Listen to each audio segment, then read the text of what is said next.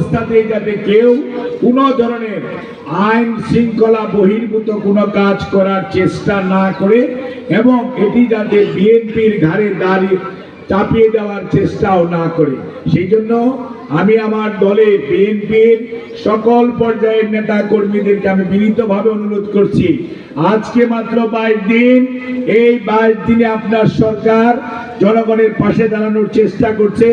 আপনারা আমাদের সরকার তথা আমাদের নেতা জনাব তারেক রহমানের পাশে দাঁড়ানোর চেষ্টা করেন, সরকারের কর্মসূচিকে সঠিকভাবে বাস্তবায়ন করার চেষ্টা করেন। আমরা আপনাদের যত দুঃখ বেদনা দুর্দশা আছে প্রত্যেকটাকে আমরা ইনশাআল্লাহ অ্যাড্রেস করব এবং আপনাদের কষ্ট যাতে কম হয়, কষ্ট যেগুলো নির্যাতন সহ্য করেছেন সেই নির্যাতনের প্রতিকার করার জন্য আমরা আপনাদেরকে আমাদের সাধ্যমতো সরকার এবং দল চেষ্টা করবে। কোনো অবস্থাতে আইন নিজের হাতে তুলে নেবেন না। আইন শৃঙ্খলা রক্ষাকারী বাহিনী এবং ম্যাজিস্ট্রেসি রয়েছে, ওনাদেরকে দ্বারস্থ হবেন, সেই অনুযায়ী কাজ হবে। কোনো বেআইনি কার্যক্রমের সাথে কাউকে সম্পৃক্ত হতেও দিবেন না, নিজেরাও সম্পৃক্ত হবেন না।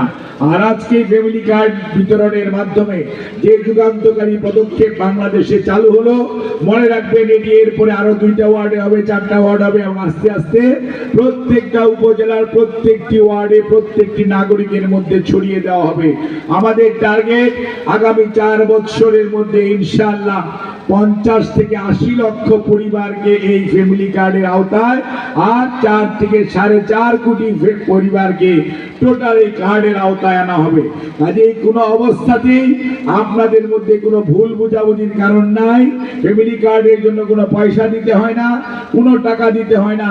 কার্ড সংগ্রহের জন্য কার্ডের লোকরা আপনার বাড়িতে যায় এবং কার্ড বিতরণের সময়ও কার্ড আপনার বাড়িতে পৌঁছে দেওয়া হবে। কোনো অবস্থাতেই এটি আপনার কোনো অফিস থেকে গ্রহণ করতে হবে না এবং কোনো মাধ্যমের কোনো প্রয়োজন হবে না। কাজে আমি মনে করি আপনারা সবাই আমাদের সকল কর্মকর্তা কর্মচারীদেরকে সহযোগিতা করবেন।